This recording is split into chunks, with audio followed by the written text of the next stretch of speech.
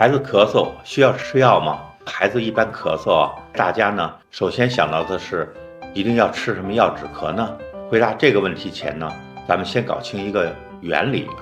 咳嗽是人体的一种自我的保护机制，也就是说，咳嗽本身并不是疾病，而是人体受到了刺激之后的一个正常反应。当呼吸道受到病菌、过敏源、异物等刺激时，为了应对刺激，就会出现咳嗽的症状。所以孩子们咳嗽了，不要急于使用咳嗽药来止咳，单纯止咳反而会导致这个异物或者分泌物在体内的这个存留的时间过长，对身体造成更大的伤害。有的家长在孩子咳嗽时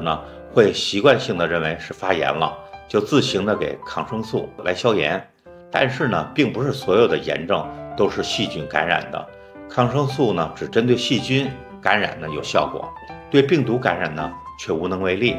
因此切记一咳嗽就给吃抗生素，要经过专业的这个检查，确定是细菌感染之后才能在医生的指导下使用。要记住，药不能随便吃。